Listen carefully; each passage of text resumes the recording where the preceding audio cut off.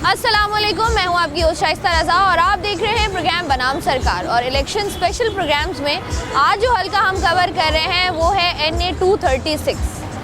NA 236 इसलिए भी थोड़ी अहमियत का हामिल है क्योंकि 2018 के इंतखाबात में इमरान खान साहब ने इस हल्के से इलेक्शन लड़ा था और जीता भी था, और उसके बाद उन्होंने विड्रॉ कर दिया था। लेकिन अगर बात की जाए इस हल्के की, तो इस हल्के में जो इलाके आते हैं वो कराची के सबसे बड़े, सबसे मशहूर इलाके हैं और सबसे ज़्यादा क्राउडेड इलाके हैं। यहाँ पर आपको गुलिस्तान जौहर का इलाका मिलेगा और हम सब लोग जानते हैं कि जौहर बहुत बड़ा है। इसके अलावा अगर गुलशन इकबाल की बात की जाए तो वहाँ पर block A, B, C, D बहुत से ब्लॉक्स हैं इसके, और गुलशन इकबाल का पूरा एक इलाका है जो कि NA 236 में आता है। यहाँ पर हम लोग अगर देखें तो हाई राइज बिल्डिंग्स हमें बहुत ज़्यादा मिलती हैं और इसी वजह से पानी का मसला भी यहाँ पर शदीद है। इसके अलावा यहाँ से जमात इस्लामी हमेशा जीती भी आई है और जमात इस्लामी के ही नुमाइंदे हैं जो हमें यहाँ पर नज़र आते हैं। लेकिन इस दफ़ा 8 फरवरी को होने वाले इंतखाबात में देखना ये है कि कौन सी पार्टी यहाँ से जीतती है, यहाँ से सीट निकालती है, और उसके बाद क्या वो इन इलाकों के मसाइल को हल कर पाएगी भी या नहीं। क्योंकि हम लोग देखते हैं कि गुलशन इकबाल का एक बहुत बड़ा एरिया है जहाँ पर, और ख़ास तौर पर गुलिस्तान जौहर का भी, जहाँ पर ट्रैफिक जैम के मसाइल हमें रोज़ देखने को मिलते हैं। यहाँ पर इंफ्रास्ट्रक्चर को भी अगर हम लोग देखें तो उसकी भी बहुत ज़्यादा ज़रूरत है कि उसको बेहतर किया जा सके। सीवरेज के यहाँ पर सीवियर मसाइल हैं और उसके अलावा और भी बहुत सारे मसाइल हैं जो इन इलाकों में पाए जाते हैं।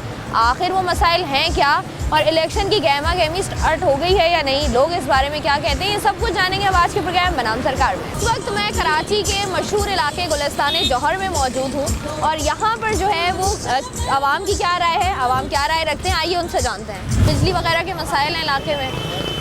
नहीं, बिजली लाइट जाती है, लाइट बहुत ज़्यादा जाती है। ज़्यादा जाती। मुझे बताएं कि वोट डालती हैं?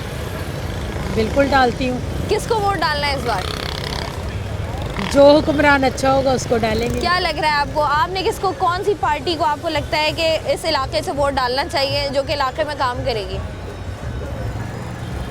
अब ये मैं कुछ नहीं कह सकती हूँ। कोई भी वोट पहले ले लेते हैं, इलाके में काम कोई भी नहीं करते, लोगों को बेवकूफ़ बनाते रहते हैं, लोगों को कहते हैं कि हमें वोट दे दो, वोट दे दो। वोट लेने का जब टाइम होता है इतने मीठे हो जाते हैं, ऐसे होते हैं कि जैसे ये इतने अच्छे, ये अब सारी ज़िंदगी ऐसे ही रहेंगे। उसके बाद कोई भी मसाइल होते हैं उसके बारे में सुनते ही नहीं कोई बात। मुझे बताएं वोट किसका है इस बार? वोट तो नहीं देना चाहिए असूलन। वोट ही नहीं देना, बाइकआउट। वजह क्या है? क्योंकि हालात जिस तरफ जा रहे हैं वो तो सबके सामने है, पब्लिक के सामने है। तो असल हकीकत ये भी है कि अगर वोट दे भी दिया तो क्या नताइज वही आएंगे जो वोट देने के बाद आने चाहिए। वही धांधली और वही सब कुछ होगा जो हमेशा होता है, और इस दफ़ा भी यही होने वाला है। वोट किसको देंगे? मैं तो अंदरूनी सिंध का बंदा हूँ, मैं तो किसको वोट देता ही नहीं। वोट ही नहीं देते आप? वोट देता ही नहीं। उसकी वजह कितनी गलत बात है, आपको पता है वोट देना चाहिए? देना ही नहीं चाहिए। हम खुद कमाते हैं, खुद खाते हैं, कुछ बना ही नहीं है हमारे लिए, किसको वोट दें। ठीक है जी, अस्सलाम वालेकुम सर। वालेकुम सलाम। सर वोट किसका है इस बार? नून लीग का। ओहो, एक मिनट, आपके साथ आप जिनके साथ बैठ के खाना खा रहे हैं वो तो कह रहे हैं जबरदस्ती शेर आ रहा है। नहीं, वो तो उनका प्यार है, इस वजह से कह रहे हैं। वोट जो है वो नून लीग का था, है और हमेशा रहेगा। आपने शुरू से नून लीग को वोट दिया है, वजह क्या है इसकी? क्योंकि उन्होंने काम किया ना, इस मुल्क में उन्होंने काम किया है। आप देख लें पीटीए ने अपने 4 साल में क्या किया है। आप मुझे कोई एक भी बजाय इसके सेहत कार्ड के एक दो काम के अलावा उनको देखें, वो आज तक जो है वो काम कर रहे हैं, और जो है वो इंशाल्लाह ताला फ्यूचर में भी इस मुल्क में वही जमहूरियत लेके आने वाले हैं और इस मुल्क की बकाव वही करेंगे। सर वोट किसका है इस बार? वोट किसका? वोट किसको देने वाले हैं इस बार? किसी को भी नहीं। वजह क्या है इसकी? तो बस हुकूमत आप देख ही रहे हैं पिछले 5-6 साल से क्या हाल है। तो 5 साल बाद इलेक्शन आते हैं, देखिए आवाम के पास मौका होता है कि अपने पसंदीदा उम्मीदवार को जितवाने का या पार्टी को जितवाने का। वो तो पहले ही फिक्स है, अब सब कुछ अगर सच बता दें तो पहले ही फिक्स है कौन जीतेगा। वोट दे ना दे, कोई ना कोई वो सबको पता है। क्या कोई फरिश्ता भेज दे जो आवाम का हमदर्द आ जाए, दोबारा? अदरवाइज हम खुदा हाफिज सबको। लोगों के अंदर जो आम तासुर पाया जाता है कि बाइकआउट कर दिया जाए इलेक्शन का, इसको कैसे देखते हैं? आपको लगता नहीं है कि आवाम को बाहर निकल कर आना चाहिए, अपने हक का सही से इस्तेमाल करना चाहिए? जी बिल्कुल आना चाहिए, बस आवाम इस चीज़ के बारे में खुद सोचे कि जब तक वो हक के लिए नहीं लड़ेंगे नहीं तो तब तक उनके लिए कुछ बेहतर नहीं हो पाएगा। ठीक है जी, यहाँ पर जो मज़ीद लोग मौजूद हैं उनसे भी बात करके जान लेते हैं गुलिस्तान जौहर के मसाइल के बारे में, और उसके साथ साथ गुलिस्तान जौहर से या NA 236 से कौन सा उम्मीदवार जो है वो जीतेगा। अस्सलाम वालेकुम सर। वालेकुम अस्सलाम। सर वोट किसका है इस बार? वोट किसका? इमरान खान। उनको छोड़े, हम ना बताएं। अच्छा। वोट आपने डालना है अपना? हमारा तो अल्ताफ भाई है। आपका अल्ताफ भाई। कौन सी वाली? ये है MQM पाकिस्तान। MQM पाकिस्तान को वोट देंगे आप? बिल्कुल बिल्कुल। लोग कहते हैं MQM पाकिस्तान अलग है, MQM लंदन अलग है। बिल्कुल ठीक बोलते हैं। तो फिर अब आप किसको वोट देंगे? MQM पाकिस्तान। ठीक है, तो MQM पाकिस्तान के साथ है ना। MQM पाकिस्तान में अल्ताफ भाई हैं? नहीं, वो तो आपको पता है। तो फिर आप तो कह रहे हैं अल्ताफ भाई को वोट? मगर है तो चीज़ एक नहीं। इंतखाबात के हवाले से अगर बात की जाए तो 8 फरवरी को होने वाले इंतखाबात में NA 236 के जो अवाम हैं, इस इलाके के जो अवाम हैं, उसकी क्या राय है, तो उनकी राय भी वही मिली जुली है। क्योंकि यहाँ पर आपको PTI भी नज़र आ रही है, यहाँ पर आपको पतंग भी उड़ती हुई नज़र आ रही है, तीर भी चलते हुए नज़र आ रहे हैं, और शेर भी आपको यहीं पर नज़र आ रहा है। तो अब देखना ये है इस बार कि 8 फरवरी में होने वाले जो इंतखाबात हैं उनमें कौन सी पार्टी यहाँ से मैदान मारती है, और इसके अलावा जो उम्मीदवारान हैं इस इलाके से, इस हल्के से जो लोग इलेक्शन लड़ रहे हैं, उनकी क्या राय है, उनके पास जाके जानेंगे और उनसे जानेंगे कि अगर वो इलेक्शन जीत जाते हैं तो उसके बाद वो इस इलाके की सूरत हाल को बेहतर किस तरीके से कर पाएंगे। लेकिन ये सब कुछ जारी है। इस वक्त जिस हल्के में मैं मौजूद हूँ या जिस इलाके में मैं मौजूद हूँ वो है गुलशन इकबाल का इलाका, और गुलजार हिजरी है ये। यहाँ पर हम लोग देखते हैं कि आपको जो है वो बहुत ज़्यादा क्राउडेड रशी एरिया होता है। यहाँ पर बहुत सारे मसाइल भी होते हैं। यहाँ के जो आवाम है उनसे बात करके जानते हैं कि इलाके के मसाइल क्या हैं और यहाँ से सीट निकालने में कौन सी पार्टी जो है वो इस बार कामयाब होगी। अस्सलाम वालेकुम। वालेकुम सलाम व सर मुझे बताइएगा मसाइल क्या है इलाके के? इलाके की तो सबसे पहला मसाइल ये कड़ा है, दिखाओ जरा कैमरे को। रोज इसमें गाड़ियाँ और बच्चे गिरते हैं। सबसे बड़ा पहला मसाला तो इसका ये है। दूसरा मसाला आपके अपोजिट साइड पर यहाँ खड़ा है। तीसरा मसाला इसका ये है कि पीपल्स पार्टी बोल रहे हैं कि हमने 15 सालों से यहाँ पर NFC वार्ड के 22,000 अरब रुपया खर्च किए हैं। हम ये सवाल उनसे करते हैं कि हमें नहीं बल्कि मुस्तफ़ा कमाल भाई को आपने उस MQM को आपने 300 अरब रुपया दिए थे। 300 अरब रुपया में तो इस शहर का दुनिया का दूसरा नंबर खूबसूरत शहर बना दिया। आपने 22,000 अरब रुपया NFC वार्ड के खर्च किए हुए आपने कहाँ गए? असल में मसला इसका ये है कि जी आपने आवाम को ये एक पैगाम, हमारी जो स्कीम 33 और NA 236 जो पड़ता है इनके आवाम और सारी कराची के आवाम के एक दरख्वास्त है कि जी जो आईनी 18वीं तरमीम है इसमें तरमीम कर दे 3-4 लकीरों का कि जी आप हमें इख्तियारात हमें दे दो। अभी इख्तियारात सारी चीफ मिनिस्टर हाउस में पड़े या प्राइम मिनिस्टर हाउस में पड़े, हमें तो इख्तियारात ही नहीं मिल रहे। इलाके में न गैस है, न बिजली है, न पानी है, न पुलिस का निज़ाम ठीक है। हमारे यहाँ पर तो बिल्कुल अंधा कानून है। मुझे सर बताइएगा, अगर इस इलाके की बात करें, इस इलाके के मसाइल पर हम लोग बात करें, मसले क्या है इलाके के? ये इलाका देखिए गुलजार हिजरी NA 236 है। यहाँ पे पिछला जो टर्म गुजरा यहाँ के MNA सैफुर रहमान साहब थे। वोट तो लेके गए, तब्दीली के नाम पे वोट मिला उनको, मगर इस इलाके में कोई काम नहीं किया। सड़कें हमारी यहाँ पे टूटी हुई है, जैसे भाई इन्होंने दिखाया ये गटर आज तकरीबन 7 साल से ये गटर यहाँ पर ये है। इसमें गाड़ियाँ भी गिरती हैं, बच्चे भी गिरते हैं, बारिश में लोग भी गिरते हैं। दूसरा मसला हमारे यहाँ सड़कें हमारी टूटी हुई हैं। पानी का सबसे बड़ा मसला है। पीपल्स पार्टी जो है यहाँ पे ओन तो करती है शहर को, मगर काम भी तो करे ना। पानी का सबसे बड़ा मसला है, वो नहीं है। अभी इस इलाके में MQM की MNA किश्वर जहरा, उन्होंने अपने फंड से इस इलाके में सबसे बड़ा मसला जो पानी का था, कंडूट से लाइन उन्होंने लेके इस इलाके में दिया है। 15 साल जिस इलाके में पानी नहीं था आज वहाँ तक उन्होंने पहुँचाया है। वो इस इलाके की MNA नहीं थी, मगर MQM ने काम किया है। तो जो यहाँ से जो मुंतखब नुमाइंदे थे उन्होंने क्यों नहीं किया काम? उनका काम है ना, जब वोट ले रहे इलाके से करें। सर वोट किसका है इस बार? वोट MQM का। MQM का वजह क्या है सर इसकी? इसकी वजह ये है कि MQM के जो जितने कैंडिडेट्स माजी में भी गुजरे और जो अभी हाल ही के अंदर वो इस आवाम में से ही हैं, और जो यहाँ पर मौजूद हैं उनको मसाइल का भी पता है। जो बाहर से आए हैं उनको क्या पता होगा? अब आपके सामने ही है, ये चारों तरफ आप देखें ठेले, ये वो पूरे रोड जाम है, इनको कोई मना नहीं कर सकता। जमात इस्लामी आपको क्या लगता है नहीं निकालेगी सीट यहाँ से? जमात इस्लामी ने तो सीट इसलिए अभी बल्दियाती इलेक्शन में भी इसलिए निकाली कि MQM ने बायकाट किया। अगर MQM होती तो अल्हम्दुलिल्लाह पहले भी MQM के नाजिम यहाँ से थे और अभी भी यहाँ से MQM के ही नाजिम होते, पर उनके बायकाट की वजह से उनको बेनिफिट मिला इस चीज़ का। मुझे पता है MQM भी देखें इलाके में काफ़ी अरसे से मौजूद है, जैसे आपने बात की इलाका भी MQM का है, फिर भी अगर मसाइल का अंबार लगा हुआ है तो लगता नहीं है कहीं ना कहीं आपको लैकिंग तो है?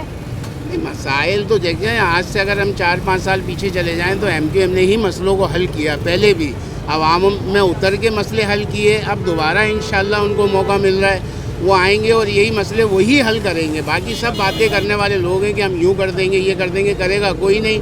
क्योंकि अब जो यहाँ से कैंडिडेट अनाउंस हुए हैं अल्हम्दुलिल्लाह वो यहाँ के रिहायशी हैं, लोगों को जानते हैं, मसलों को जानते हैं। तो इंशाल्लाह हमें पूरी उम्मीद है कि वो इन मसलों को तरजीही बुनियादों पे हल करेंगे जी। आपको लगता नहीं है कि अगर ये मसले हल होने होते या अगर जितने भी उम्मीदवार आप बातें कर रहे हैं ये पहले कहाँ थे या पहले अगर कहीं भी मौजूद थे तो उन इलाकों के मसाइल हल हुए या नहीं हुए, इन पर कभी गौर किया?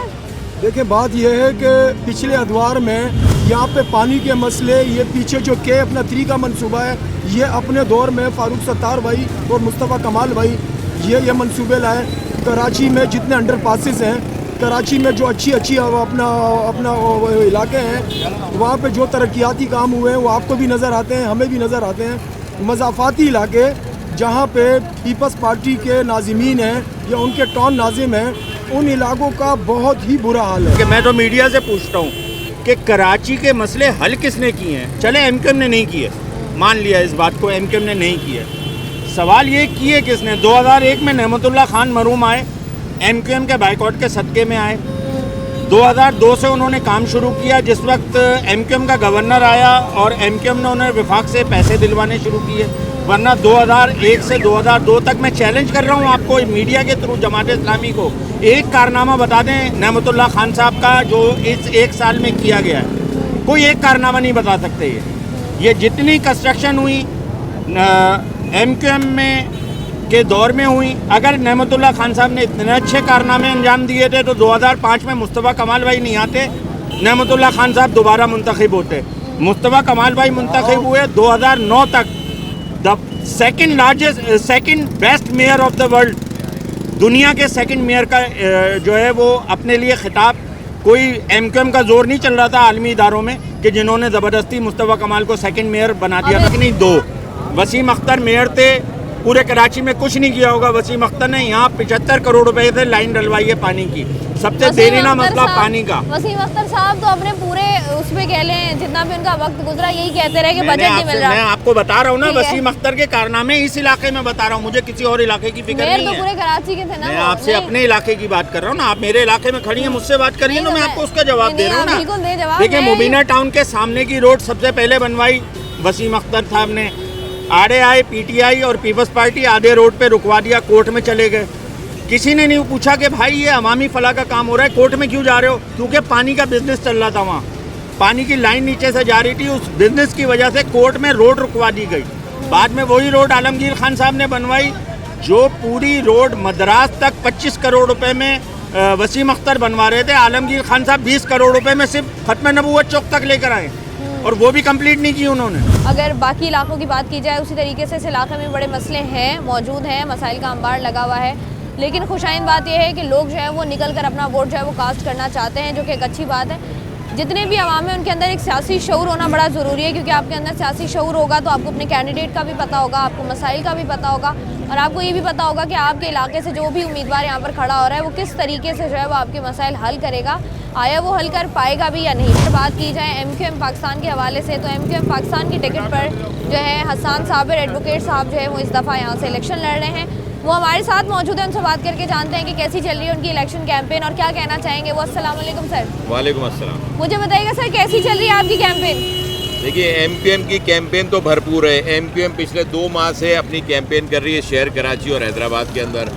MQM तो एक पूरे जज्बे के साथ, एक पूरे ज़ोर शोर के साथ, एक मुनज़्ज़म तरीके से मुत्तहिद होकर अपने तमाम हलकों के अंदर कैंडिडेट्स को लॉन्च करके हम अपनी कैंपेन कर रहे हैं। डोर टू डोर मीटिंग्स कर रहे हैं, कॉर्नर मीटिंग्स कर रहे हैं, लोगों में जा रहे हैं, बरादरियों में जा रहे हैं, पैगाम पहुंचा रहे हैं। पतंग के निशान को हाईलाइट कर रहे हैं कि ये वो पतंग है जिसने हमेशा से ऊंची उड़ान भरी है और इस दफ़ा भी तैयारी करी हुई है इंशाल्लाह ताला ऊंची उड़ान भरने की। अच्छा मुझे बताइएगा, आप तो निकल रहे हैं, 2 महीने से कैंपेन भी चल रही है, लोगों का क्या रिस्पॉन्स है? लोग पॉजिटिव हैं। देखें, लोग हमेशा अपने मसाइल की वजह से उलझन का शिकार रहते हैं, उलझ जाते हैं और उनके मसाइल हल करने के लिए वो डेफिनेटली MQM की तरफ ही देखते हैं, क्योंकि MQM ही वाहिद नुमाइंदा जमात गुज़िश्ता 40 बरस से है जो इस शहर की तरक्की की ज़मानत देती रही है। 2018 में जो कुछ हुआ वो पूरे पाकिस्तान को उसके बारे में मालूमात मिल चुकी है कि 2018 में किस तरह से पाकिस्तान के अंदर एक जेरीमेंडरिंग तरीके से MQM को इस शहर के हुकूक से दस्तबरदार करवाया गया, यहाँ की नुमाइंदगी से दस्तबरदार कराया गया। और उसके बाद आप देखें 5 सालों में इस शहर की जो अबतर सूरत हाल है, जो बैड गवर्नेंस पीपल्स पार्टी की 15 सालों से 2008 से कंटिन्यूस 15 साल हो गए कि वो पीपल्स पार्टी की हुकूमत यहाँ थी, जिससे तबाही का शिकार हो गई। ये कोई मैं आप ये देखें कि किसी पसमानदा शहर में नहीं खड़ा हो, ये कराची शहर का एक हल्का है। इस शहर के अंदर नुमाइंदगी इस इलाके को भी मिली थी। और आप ये देखें अगर मैं आपसे कहूँ कि 2018 में इसी तरह की हालात थे इस शहर के, इस इलाके के, तो आज उससे बदतर होते चले जा रहे हैं। क्या हालत है यहाँ पे? यहाँ रोज़ हादसात होते हैं इस चौक के ऊपर जहाँ मौजूद हैं। गटर खुले हुए हैं, गटर के अंदर गैसेस बनती हैं, फैमिलीज इसके अंदर मोटरसाइकिल, जब बारिश होती है आपने देखा है इस शहर के अंदर तबाहकुन बारिश हुई है जो सैलाब की सूरत इख्तियार कर ली। ये वो इलाका है जिसके अंदर पूरे जो डैम है पीछे, उस डैम से पानी यहाँ जमा होता है, यहाँ के गिर जाता है, और वो पानी यहाँ जब ओवरफ्लो होता है तो यहाँ से गुजरना नामुमकिनात में से है।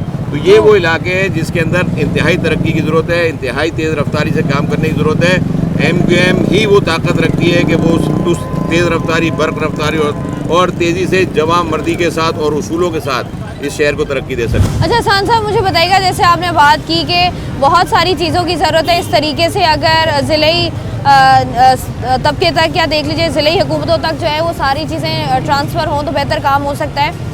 लेकिन ये सारी चीज़ों का ख्याल इलेक्शन से 10-15 दिन पहले, महीना पहले क्यों आता है? इससे पहले 5 साल भी तो होते हैं। हम जब भी देखते हैं इलेक्शन से पहले हर कैंडिडेट के पास को ये भी पता होता है इलाके के मसाइल क्या हैं, उसको ये भी पता होता है ये हल कैसे होंगे, उसको ये भी पता होता है बजट कैसे लेना है। लेकिन ये सिर्फ उसको तब पता होता है जब इलेक्शन होने वाले हों।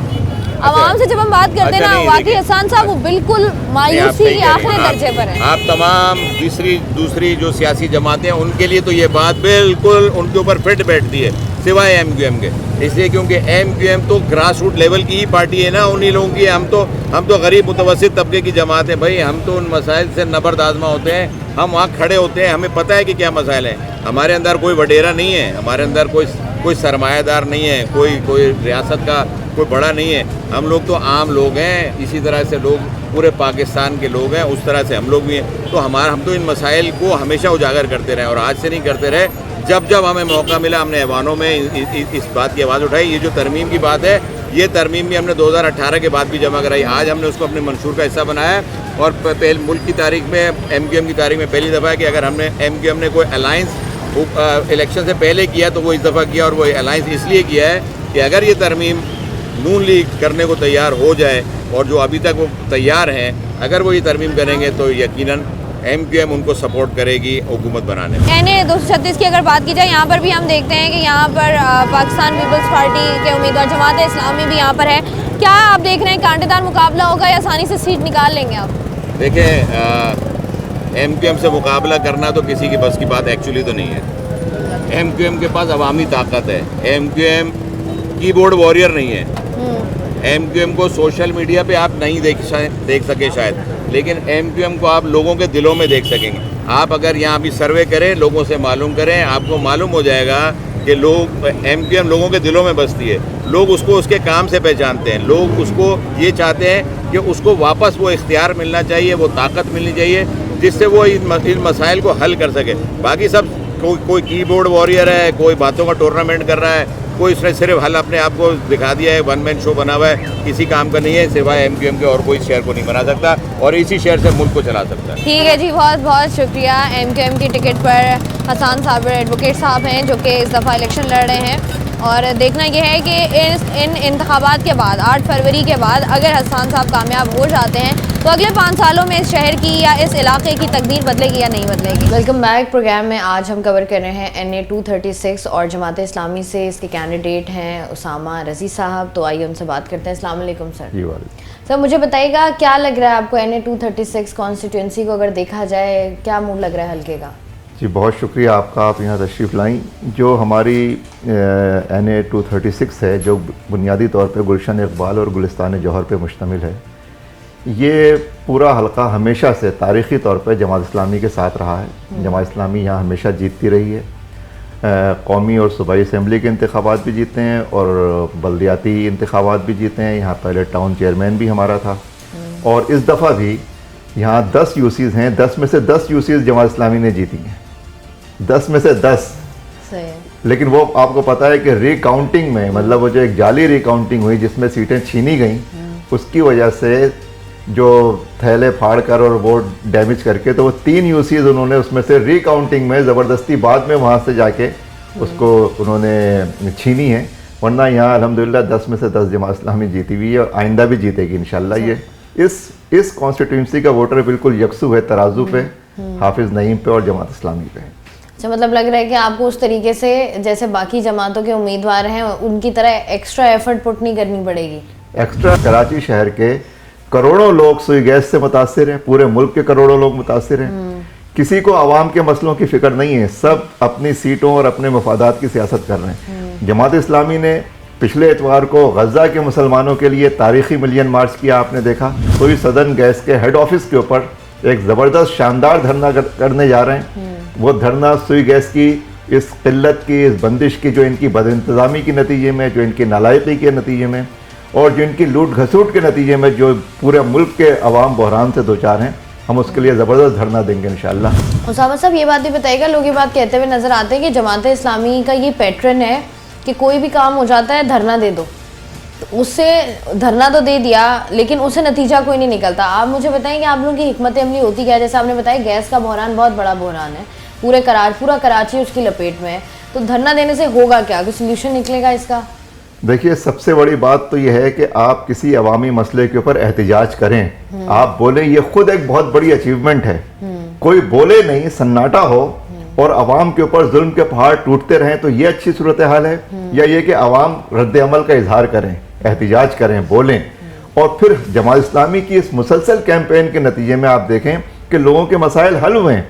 आपको पता है कि हमने के इलेक्ट्रिक ने, जो हालांकि बिजली की फराहमी हुकूमत की जिम्मेदारी है, लेकिन प्राइवेटाइजेशन, सरमायादारी, उसके बावजूद हमने के इलेक्ट्रिक के खिलाफ जो इस शहर कराची के अंदर मुहिम चलाई है। पूरा शहर यकसू है कि के इलेक्ट्रिक इस पर लुटेरों के हाथ में, कराची की बिजली उस इदारे के हाथ में जो सिवाय लूट घसूट के कुछ भी नहीं कर रहा, और सारी पार्टियां उसकी बेनिफिशरी हैं और सारी पार्टियां उससे अपने मुफादात समेटती हैं। इलेक्शन के लिए करोड़ों अरबों रुपए के इलेक्ट्रिक से फंड्स दिए जाते हैं, ये उन्होंने ही बताई। हम कहते तो शायद इल्जाम होता। जस्टिस वजीर रिकॉर्ड पे मौजूद हैं और बहुत सारे लोग, उनकी फहरिस्तें कि इसकी 25 लाख की तनख्वाह है, उसकी 50 लाख हर महीने की उनके एमएनए के बेटे को मिल रही है और बेटी को मिल रही है।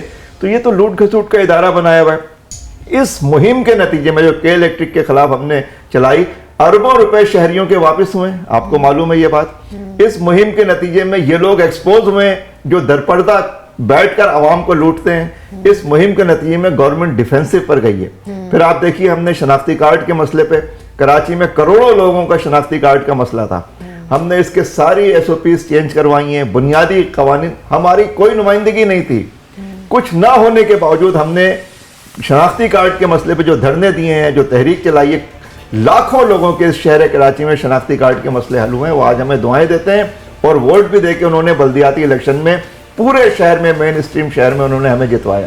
तो बड़ा फ़ायदा है इसका कि लोगों के मसाइल भी हल हो रहे हैं और लोग एक मुनज़्ज़म पार्टी और एक जेन्युइन क़यादत के साथ जो है वो कनेक्ट हो रहे हैं। उसामा साहब, ये जैसे आपने बात की, अगर हम देखते हैं कि शुरू से जमात इस्लामी के पास ये हल्का रहा है, अगर स्पेसिफिकली इस हल्के की बात की जाए, यहाँ पर इंफ्रास्ट्रक्चर के मसाइल मौजूद हैं, शदीद मसाइल हैं। गुलशन की साइड पर चले जाएँ तो वहाँ पर भी हमें बड़े बड़े गड्ढे नज़र आते हैं। वहाँ पर बारिश हो जाए तो बद इंतज़ामी वहाँ पर उरूज पर होती है। इंफ्रास्ट्रक्चर के अलावा गुलिस्तान जौहर ओवर क्राउडेड बहुत ज़्यादा है क्योंकि यहाँ पर हाई राइज बिल्डिंग्स बहुत ज़्यादा हैं। पानी का मसला यहाँ पर मौजूद है। तो ये जो मसाइल हैं, इन मसाइल को आप अब तक हल क्यों नहीं कर पाए? ये सारे मसाइल हम ही ने हल किए थे। इस पूरी कॉन्स्टिट्यूंसी में, इस पूरे शहर में भी जो तरक्याती काम हुआ है, यानी उससे पहले शहर तबाह बर्बाद था, लेकिन नेमतुल्लाह खान जब आए हैं तो यहाँ पे तरक्याती काम हुआ है और ज़बरदस्त इंफ्रास्ट्रक्चर बना है यहाँ पे। आप देखें जो पुल बने, जो ब्रिजेस बने, ये सब उस दौर की मतलब खुली निशानियाँ हैं।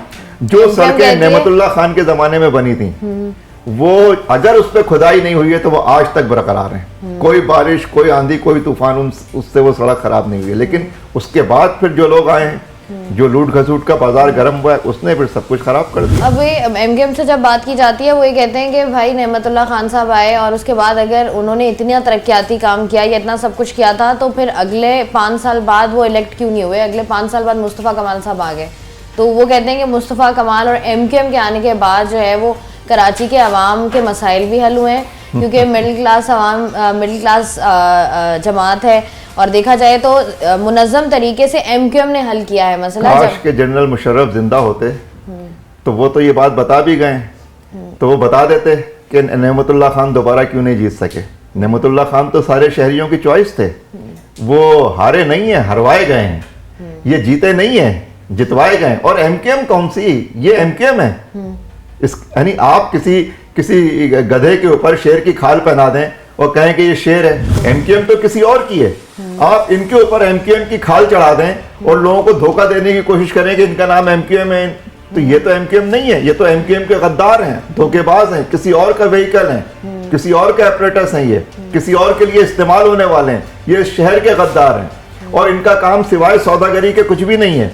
हर मसले पे, ये हर इशू पे, मर्दमशुमारी पे इन्होंने सौदागरी की, जो के इलेक्ट्रिक का मसला है उस पर इन्होंने सौदागरी की, जितनी सीटें बिकती हैं उनमें ये जो बायकाट किया ये भी इन्होंने इसी सौदागरी में किया है, अपनी फेस सेविंग के लिए किया है।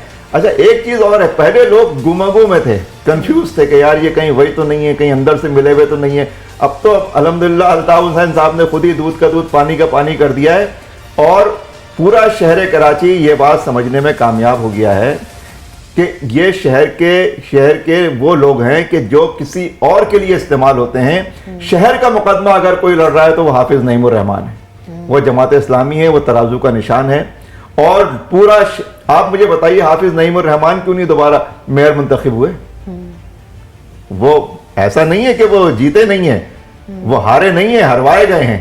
यानी हमारा और पीटीआई का इत्तेहाद हो गया था ना, तो उसके नतीजे में तो क्लीन स्वीप था। लेकिन 40 में से 32 नुमाइंदे जिनको अवाम ने बल्ले पे वोट दिया था, वो 32 लोग उस तरफ चले गए। उस वक्त तो उनके ऊपर बल्ले की भी पाबंदी थी। अब ये बिल्कुल नई सूरत हाल पैदा हो गई है कि अब वो बिल्कुल आजाद भी हैं, तो उनके ऊपर तो भरोसा करना इस वक्त शहर के साथ बहुत बड़ा रिस्क लेना है। मेरा कहना यह है कि आप पूरे शहर को यकसू हो जाना चाहिए। तराजू ही सबसे बेहतर चॉइस है, हाफिज नईम ही बेहतरीन चॉइस है, और कराची का मुकदमा इस वक्त लड़ भी हम ही रहे हैं। अच्छा उसामा साहब, ये भी देखिएगा कि जब हम बात करते हैं, आवाम से भी बात करते हैं, एक राय सामने आती है, जैसे आपने अभी कहा कि एमक्यूएम लंदन, हम भी यही बात करते हैं कि एमक्यूएम लंदन बनी, फिर वहाँ से एमक्यूएम पाकिस्तान बनी, फिर वहाँ से पीएसपी बनी, फिर पीएसपी से दोबारा एमक्यूएम पाकिस्तान बनी। तो इनके मतलब देखा जाए तो एमक्यूएम पाकिस्तान अभी भी मसाइल का शिकार है। इस पर क्या कहते हैं आप कि अगर इस तरीके से ये आवाम के बीच में जाएंगे तो उस तरीके से वोट गेन कर पाएंगे या बिल्कुल ही नाकाम हो जाएंगे? ये तो एक नाकामों का टोला है, ये तो भानमती का कुंभा है, कहीं का पत्थर कहीं का रोड़ा है, और ये इनको जमा किया गया है। ये एमक्यूएम नहीं है भाई। मतलब आप किसी का नाम भी कुछ भी रख दें, आप जो है वो गधे को जो है वो शेर नहीं बना सकते खाल पहना के ना, उस पे वो जो कहते हैं गधे पे लकीरें खींचने से वो ज़ेब्रा नहीं बन जाएगा, तो ये लकीरें खींचने से ज़ेब्रा नहीं बन सकते। एमक्यूएम जो है वो एमक्यूएम है, ये एमक्यूएम नहीं है। पहले लोग मखमसे में थे, अब उससे बाहर आ गए, पहचान गए। इनके साथ तो कोई खड़ा होने वाला वर्कर नहीं होगा इनके साथ, इल्ला ये कि किसी को जोर जबरदस्ती से या खरीद वरीद के जैसे होता है यहाँ पे कारोबारी धंधा, वो एक अलग बात है, लेकिन ये तो एमक्यूएम नहीं है। अच्छा, मुझे बताइएगा उसामा साहब आखिर में कि अगर 8 फरवरी को आप कामयाब हो जाते हैं NA 236 से, तो मुझे बताइएगा टॉप 3 प्रायोरिटीज़ क्या होंगी, हल्के की बेहतरी के लिए क्या किया जाएगा, कानून साजी किस तरीके से बनाई जाएगी, मंशूर क्या है, सोच क्या है, किस सोच के साथ आप जो हैं वो टेक ओवर करेंगे? देखिए, बुनियादी बात ये होगी कि हम कराची का मुकदमा सूबाई असेंबली में और कौमी असेंबली में लड़ेंगे इंशाअल्लाह ताला। हमारा बिजली का मसला, पानी का मसला, ट्रांसपोर्ट का मसला, आवाम के जितने बुनियादी मसाइल हैं, यहाँ पे मर्दमशुमारी का मसला, कोटा सिस्टम का मसला, जितनी चीज़ें हैं आवाम के इस शहर के जो बुनियादी मसाइल हैं, मुकदमात हैं, उनको हम सूबाई असेंबली में भी और कौमी असेंबली में भी लड़ेंगे। और इंशाअल्लाह ताला हम जीतने के बाद, जैसा कि इस शहर में फ़ज़ा बन गई और हम जीत रहे हैं इंशाअल्लाह ताला, हम इतनी बड़ी अक्सरियत लेने जा रहे हैं कि सूबाई हुकूमत भी और कौमी हुकूमत भी इंशाअल्लाह हमारी मर्ज़ी के बगैर नहीं बन सकेगी इंशाअल्लाह ताला। तो हम असेंबली में जाने से पहले ही इंशाअल्लाह कराची का मुकदमा लड़ने में और उसमें कामयाबी हासिल करने में हम अपने पूरे एफर्ट्स करेंगे। हमारी प्रायोरिटी नंबर 1 होगी। दूसरी चीज़ ये होगी कि हम जितनी कौमी सियासत के जो हमारे बुनियादी इश्यूज़ हैं उसके ऊपर इंशाअल्लाह हम काम करेंगे। और उसके साथ साथ जो तीसरी चीज़ है, इस वक्त उम्मत के जितने मसाइल हैं, पाकिस्तान की ज़िम्मेदारी है हम कौमी सतह के ऊपर भी और बकिया जहाँ जहाँ हम इसके ऊपर जो अपना किरदार है भरपूर किरदार अदा करेंगे इंशाअल्लाह। ठीक है जी, बहुत बहुत शुक्रिया। जमात इस्लामी से उसामा मीर साहब हमारे साथ मौजूद थे। और अगर पूरे प्रोग्राम में देखा जाए तो हमने आज कोशिश की कि NA-236 के जितने भी मसाइल हैं, आवाम की राय है, उसके अलावा जो उम्मीदवारान हैं जो कि यहाँ से इलेक्शन लड़ रहे हैं, उनसे बात की जाए, उनसे जाना जाए कि वो किस तरीके से अगर 8 फरवरी को इंतखाबात जीते हैं तो किस तरीके से वो इस हल्के को लेकर चलेंगे। क्योंकि अगर देखा जाए तो गुलिस्तान जौहर और गुलशन इकबाल ये बहुत ही बड़े इलाके हैं, बहुत डेवलप्ड इलाके हैं, काफ़ी अरसा दराज से ये मौजूद भी हैं। बहुत बड़ी तादाद जो है वो कराची वालों की जो इन इलाकों में रहती है। लेकिन उनके मसाइल जैसे जैसे वक्त गुजर रहा है, मसाइल उनके बढ़ते जा रहे हैं। कहीं ना कहीं ज़रूरत उस वक्त की है कि अब इन मसाइल को जो है वो थम जाना चाहिए। और लोगों को भी ये समझ और ये शऊर आ गया है कि जो भी उम्मीदवार यहाँ से खड़ा होगा वो इलेक्शन जीतेगा और वो उसी को जितवाना इलेक्शन जो हमें आगे आइंदा आने वाले 5 सालों में जो है वो हमारे इलाके का मुकदमा बेहतरीन तरीके से लड़ सके। तो अपने वोट का सही इस्तेमाल करना है। मैं हूँ आपकी शाइस्ता रज़ा। प्रोग्राम बनाम सरकार से मुझे दीजिए इजाज़त। अपना ख्याल रखिएगा। अल्लाह हाफ़िज़।